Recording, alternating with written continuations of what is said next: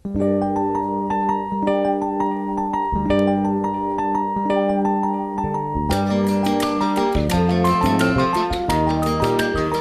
सगळे एकत्र कशा पद्धतीने येणार आहोत ह्याच्यावरती आहे. 5 मुद्द्यामध्ये हे सगळं बदलतं आणि हे 5 मुद्दे मी तुम्हाला इन्सिस्टिव्हली का सांगतो हेही तुम्हाला सांगतो, कारण याचा आपण ग्लोबल कॉपीराईट केला आहे. याचे चॅलेंजेस इतक्या मोठ्या प्रमाणात झालेत की राष्ट्रपती भवनांच्यापासून मनमोहन सिंग पासून कुठलाही पॉलिटिशियन आणि मोठे उद्योजक शेतकरी सगळ्या यांच्यासमोर मांडल्या गेल्यानंतर हे मी तुमच्यासमोर मांडणार आहे. 5 पॉइंट मधला पहिला पॉइंट आपला असा आहे, सध्या अस्तित्वात असलेले सगळे टॅक्सेशन बंद करा. कुठलाही टॅक्स नको. इन्कम टॅक्स नाही, रोड टॅक्स नाही, स्टॅम्प ड्युटीज नाही, शेतसारा कुठलेच टॅक्सेस नाहीत, ऑक्ट्रॉय नाही. पहिला मुद्दा. दुसरा मुद्दा, सरकार चालण्यासाठी काय.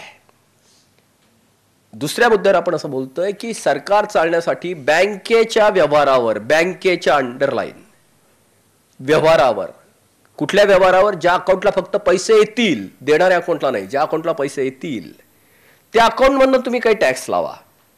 फक्त उदाहरणासाठी मी तुम्हाला सांगतोय 2% एवढा टॅक्स लावा. ऍक्च्युली तो 1% पेक्षा कमी लागतो. म्हणजे 100 रुपये जर मला नंदूजीने जर मला दिले चेकनी, मी माझ्या अकाउंटला टाकले तर माझ्या अकाउंटला 98 रुपये येतील. 2% माझ्याकडनं टॅक्स काटला. आता हे 98 रुपये मी दुसऱ्यांना दिले तर माझ्या अकाउंटून 98 जाणार, त्यांना कमी होणार 2%, घेणाऱ्याला 2% कमी.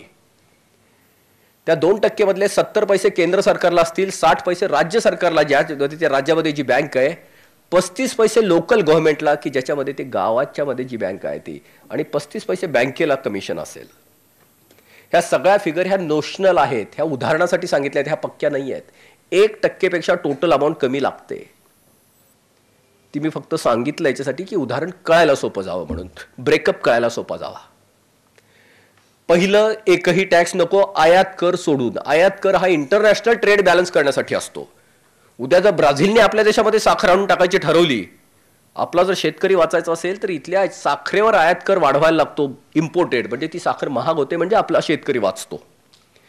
इम्पोर्ट ड्युटी सोडून सगळे टॅक्स काढून टाका. बँकेच्या व्यवहारावर फक्त कर लावा. 2 गोष्टी.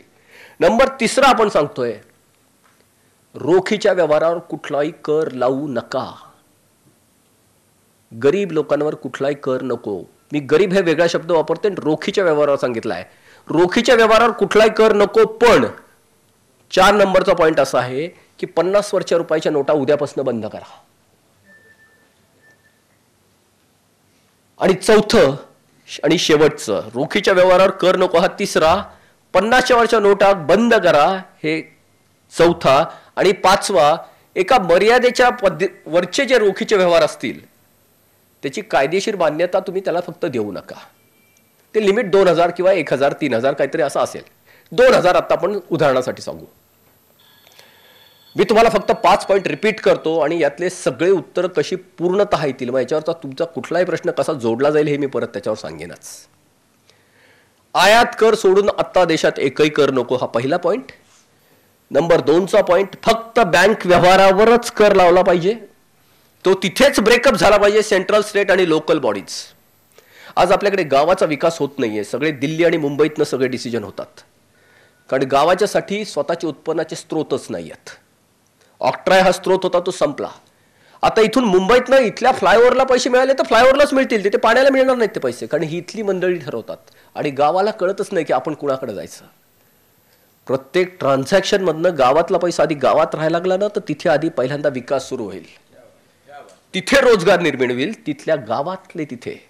आज तिथली लोक रोजगार शोधायला इथे काय येतात, कारण तिथे पैसाच नाही आहे. प्रत्येक संस्था ही स्वायत्त होईल. डिसेंट्रलायझेशन. 50च्या वरच्या नोटा नको. त्याचं कारण मी तुम्हाला सांगतोय किती भयानक आहे.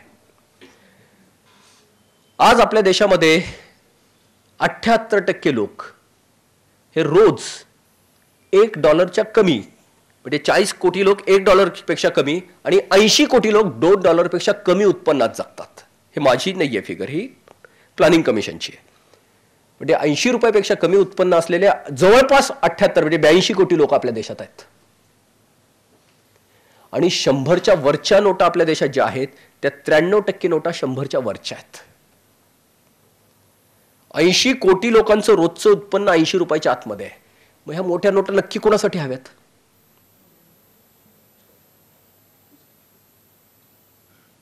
लोकांना क्रयशक्तीच नाही आहे.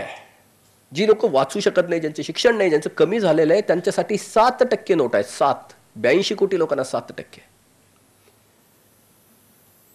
आता ह्या नोटा मोठ्या लोकांच्या व्यवहारामध्ये सगळ्या बॅग बंद, सुटकेस बंद, लाच वीज जाऊन तिजोऱ्यात जाऊन पडतात.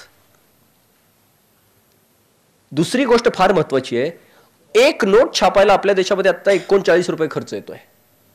त्या नोटेवर तुम्ही 50, 500, 1000 किती टाका, 39 रुपये खर्च येतो. पाकिस्तान जेव्हा आपल्या देशाची खोटी नोट छापतं किंवा नेपाळ आपल्या देशाची खोटी नोट छापतं, तेव्हा आपली 500 आणि 1000 रुपयाची इकॉनॉमी खड्ड्यात घालतं. आणि हा जो फेक पैसा असतो, हा सगळ्या दहशतवाद आणि करप्शनसाठी 1,70,000 कोटीचा 2G स्कॅम जेव्हा घडतो, आपल्याला कळतच नाही हा पैसा एवढा कुठला आलाय. कारण ह्या नोटा हाय पॉवर्ड मनी असतात, त्या नाकारता येत नाहीत. आणि बरं बनवतात कुठे, छापल्या जातात, ते सरकार छापतात. नेपाळच्या कोइरालानी जे पंतप्रधान होते, त्यांनी वार्ताहर परिषदेत सांगितलं, आम्ही भारताच्या खोट्या नोटा छापत होतो. बांगलादेश, नेपाळ, पाकिस्तान, आणि हा पैसा मग अतिरेकी भ्रष्टाचारांच्या हातात पडतो. आपल्याला कळत नाही ह्याला चेकआउट कसं करायचं. आज 39 रुपयामध्ये जर 50च्या वरची नोट नसेल तर परवडणारच नाही छापायला, कारण 11 रुपये डिस्ट्रीब्युशनला लागतील. हे लोक दिवाळखोरीत जातील हो, नोटा छापणारे खोटे. आणि हे कॅश ट्रान्झॅक्शन देशालाच फक्त बिघडवत नाहीत, देशाचं कॅरेक्टर बिघडवतात, असमानता तयार करतात. ज्याच्या हातात जिसकी लाठी उसकी भैंस, ज्याच्या हातात पैसा तो मोठा, यालाच भांडवलशाही म्हणतात. म्हणून 50च्या वरची नोट उद्याच बंद व्हायला पाहिजे. रोखीच्या ट्रान्झॅक्शनवर का टॅक्स नको? कारण छोटी लोक जे आहेत, कुटुंबातला छोटा मूल जे स्वतः जगते कसं तरी, त्यांनी आता कुटुंबाला कॉन्ट्रीब्यूट नाही, आधी स्वतः मोठा हो. तुम्ही मोठे झाले की कुटुंबाला कॉन्ट्रीब्यूट करा. आपण मुलांना आज कसं शिकवतो, आधी शिक, मोठा हो, कर्तबगार हो, आणि मग कामाला ये. बाल मजूर आपण का नाही घेत? कारण आधी तुम्ही मोठे व्हा, तुम्ही देशाची संपत्ती आहात. तसंच आधी तुमचं उत्पन्न वाढू दे. तुमचे ट्रान्झॅक्शन, भाजीवाले, ट्रेनवाले, रिक्षावाले, 50 रुपयाच्या नोटेत तुमचं मॅनेज होतं. कॅश ट्रान्झॅक्शनवर टॅक्स नको. आणि एका लिमिटच्या नंतर तुम्हाला त्याची मान्यता नाही, कारण एका वेळेला तुम्ही 2000 रुपयाची खरेदी कराल तोपर्यंत तुम्हाला प्रोटेक्शन आहे कायद्याचं. आता हा मोबाईल मी 5000चा जर नोटात घेतल्या 50च्या, आणि उद्याला जर काही टेक्निकल प्रॉब्लेम आला तर मला याची गॅरंटी वॉरंटी नाही मिळणार. मी विकत घेऊ शकेन. मी काय विचार करीन, 5000 रुपयावर 1% टॅक्स म्हणजे 5 रुपये. मी कशासाठी ते वाचू? हे नुसते टॅक्स फक्त वाढत नाही, त्यातनं ब्लॅक मनी प्रचंड वाढतो. तो ब्लॅक मनी आपल्या देशाची राजकारण आणि धोरणं ठरवतात. कारण आपल्याला हे मान्य आहे की पांढऱ्या पैशातनं राजकारण होऊच शकत नाही, कारण त्याची तशी आपली प्रोव्हिजनच नाही आहे. कुठली धोरणं आपण अपेक्षा करणार आहोत? 5 पॉइंट मी परत एकदा रिपीट करतोय आणि मी माझं भाषण संपवतोय. आयात कर सोडून कुठलाही कर नको. केंद्र पातळीवरचा, राज्य पातळीवरचा आणि स्थानिक सरकारचा सुद्धा. ह्या सगळ्या सरकारांना जो महसूल पाहिजे आहे तो बँकेच्याच फक्त व्यवहारावर.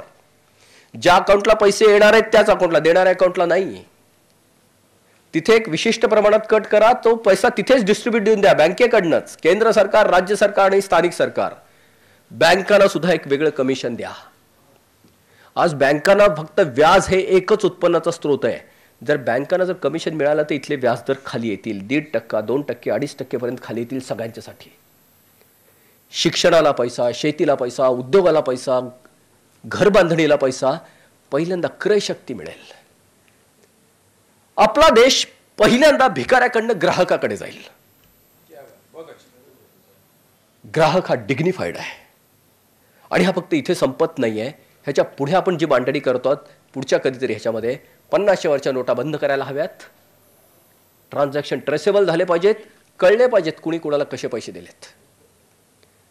आज कलबाडी जी अडकलेत, 143 कोटीची फक्त ट्रेसेबिलिटी एस्टॅब्लिश झाली म्हणून ते आत गेलेत. 70,000 कोटीचा फ्रॉड आहे. किती करन्सीत दिलाय तो कधीच ओपन नाही होणार आहे. पण पकडले गेले तेवढ्या साध्या गोष्टीमुळे की कळलं पैसे कुठे गेलेत. आपण मोटिव्हजवर काम करण्याच्या ऐवजी आपण व्यवस्था परिवर्तन करत असू तर आपण मीन्सवर आधी काम करायला पाहिजे.